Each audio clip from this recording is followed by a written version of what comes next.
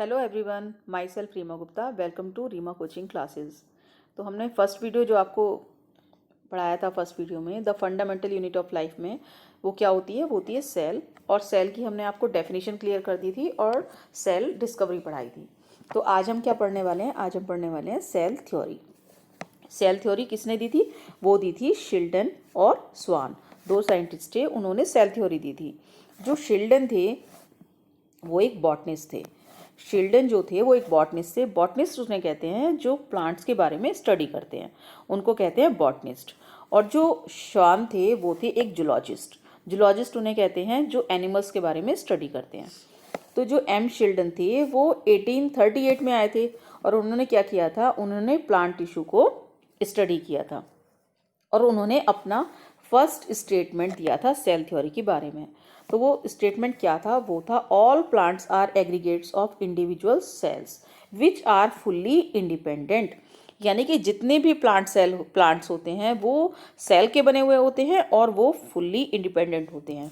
और fully independent किस तरह होते हैं कि सिंगल सेल लाइफ सस्टेन करने के लिए सारे नेसेसरी फंक्शन इंडिपेंडेंटली कर सकती है।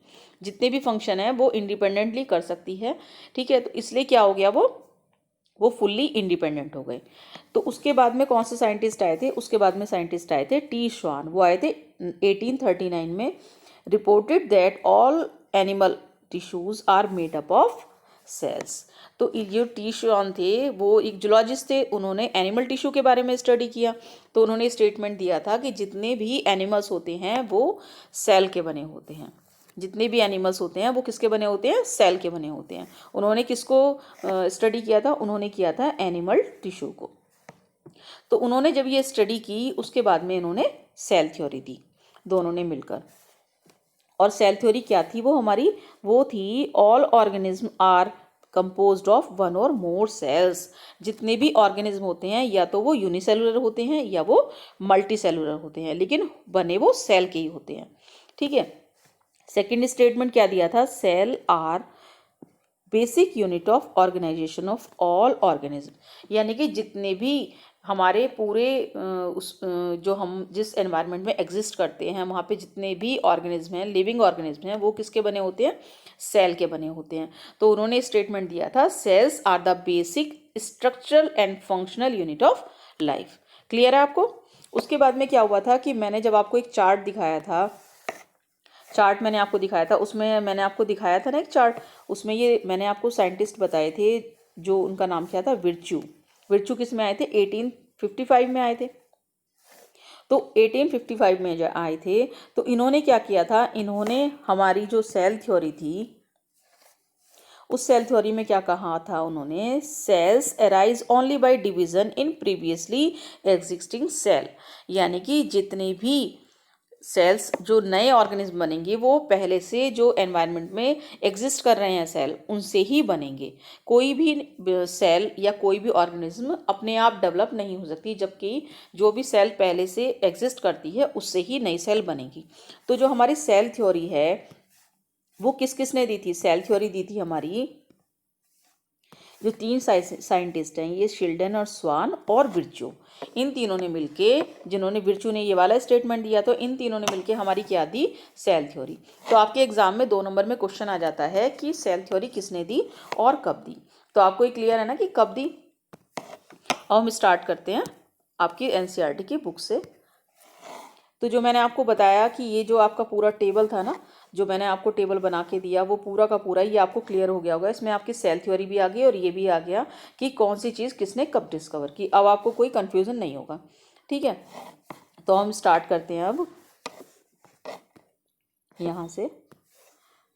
Invention of magnify lenses led to the discovery of microscopic world. उसके बाद क्या हुआ? जब इतनी सारी डिस्कवरी हो चुकी थी उसके बाद जो मैग्नीफाई लेंसेज आ गए, उससे क्या हुआ कि बहुत सारी नई नई डिस्कवरी होने लगी, क्योंकि मैग्नीफाई लेंसेज से हम उन चीज़ों को भी देख पाते थे जिनको हम नेक्ड आई से नहीं देख सकते। तो क्या हो गया कि एक नई नई डिस्कवरी होने लगी मैग्नीफाई लेंस के आने की वजह से। तो इसके बारे में हम यहाँ पे क्या है, it is now known that a single cell may constitute a whole organism as in amoeba। यानी कि अमीबा जो होता है वो यूनिसेलुलर होता है, ठीक है। अमीबा जो है वो यूनिसेलुलर ऑर्गेनिज्म है और वो एक ही सेल का बना होता है। उसमें सारे फंक्शंस कौन करता है? अमीबा में अमीबा जो होता है वो शेप चेंज कर सकता है, पर कुछ सेल्स क्या होती हैं, वो शेप चेंज नहीं कर सकती, क्योंकि वो क्या होती हैं, वो मल्टी सेलुलर होती हैं, ठीक है। लेकिन ये जो है अमीबा जो है वो आपका यूनिसेलुलर ऑर्गेनिज्म है, तो ये अपनी शेप चेंज कर सकता है। इन्हें जो ये हैं अमीबा है, इसको कहते हैं हम यूनिसेलुलर ऑर्गेनिज्म। इसलिए कहते हैं यूनि मीन्स सिंगल, वो सिंगल सेल के बने हुए हैं, इसलिए उनको बोल दिया यूनिसेलुलर। अब ये है many cells group together in single body and assume different function into form various body parts in multi cellular organism. यानी कि बहुत सारी सेल्स मिलके एक ऑर्गेनिज्म बनाती हैं। जब मल्टी सेलुलर होती हैं तो उनको बोलते हैं मल्टी सेलुलर ऑर्गेनिज्म। उसमें क्या होता है कि एक बॉडी का पार्ट जो है बहुत सारी सेल बना रही हैं, हर बॉडी के पार्ट का अलग अलग काम है, ठीक है, फंक्शंस अलग अलग हैं, तो उन वाली सेल्स को क्या कहते हैं, उन वाले ऑर्गेनिज्म को क्या कहते हैं? Multi cellular organism. तो जो हमारी ह्यूमन बॉडी है वो भी मल्टी सेलुलर है, उसमें बहुत सारे फंक्शन होते हैं, डाइजेशन होता है, रिप्रोडक्शन होता है, तो हर सेल के लिए अलग अलग वो सेल होती हैं, ठीक है। तो आपकी जो बुक है इसमें ये ह्यूमन बॉडी की बहुत सारी सेल्स दी हुई हैं। ये जो ह्यूमन बॉडी है इसमें आपकी सेल्स दी हुई हैं। एक तो ये ओवम दिया हुआ है, ओवम है, स्पर्म है, ये किस में काम आते हैं? रिप्रोडक्शन में काम आते हैं। ये हमारी जर्म सेल्स होती हैं। एक ये फैट सेल्स है, ये नर्व सेल है, और ये बोन सेल है, ब्लड सेल्स है, ये मसल सेल है, ठीक है। तो जो आपकी ये जो नर्व सेल होती है ये ह्यूमन बॉडी की लॉन्गेस्ट सेल होती है। जो ह्यूमन बॉडी की लॉन्गेस्ट सेल है वो होती है नर्व सेल। और ये जो होती है ये जो होती है ये होती है लार्जेस्ट सेल। ओवम जो होती है वो होती है लार्जेस्ट सेल। जो स्पर्म होती है, स्पर्म होता है वो होता है स्मॉलेस्ट सेल ह्यूमन बॉडी का, ठीक है। क्लियर है आपको ये सब?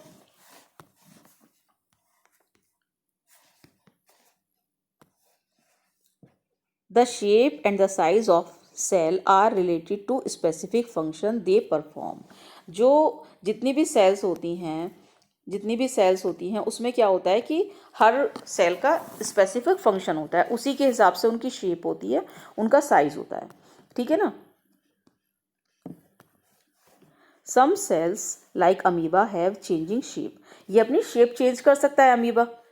In some cases, the cell shape could not more or less fixed and peculiar for a particular type of cell।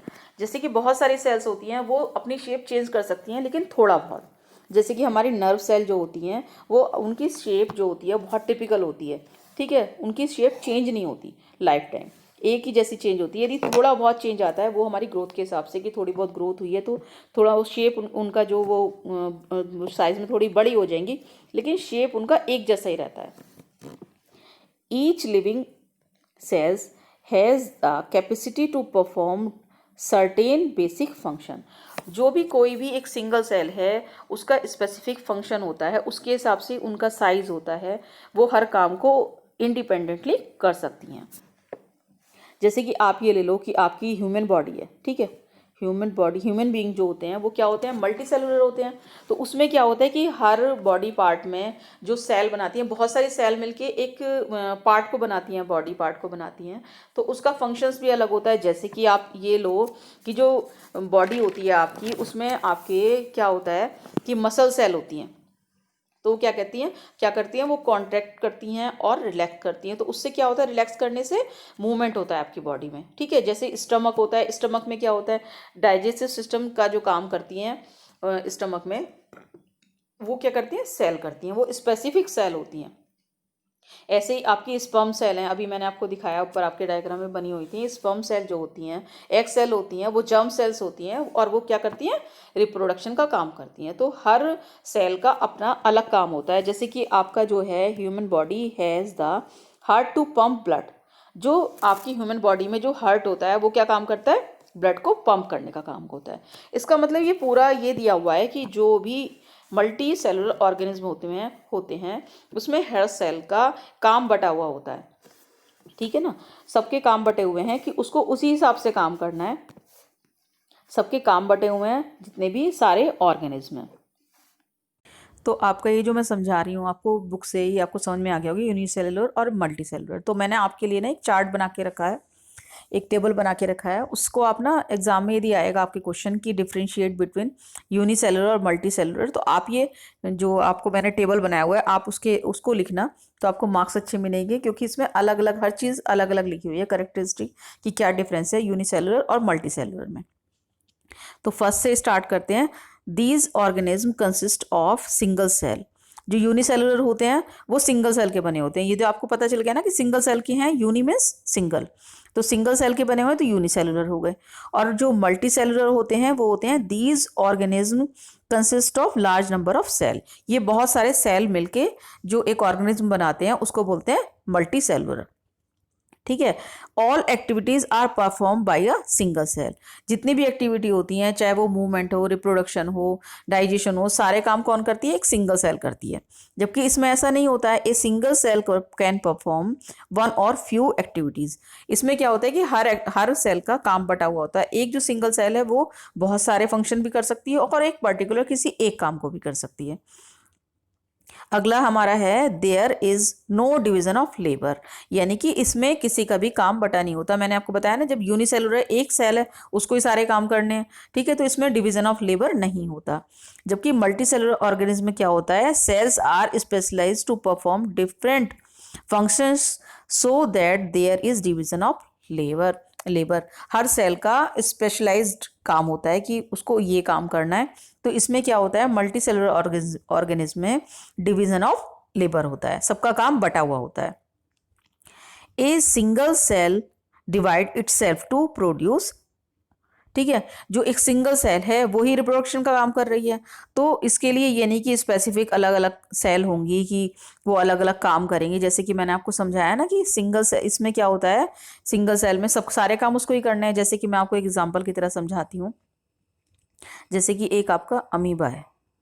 Amoeba की कोई शेप तो होती नहीं है स्पेसिफिक, ठीक है। तो इसने क्या किया? इसने डिवाइड किया, डिवाइड किया, ये 2 अमीबा बन गए, ठीक है ना।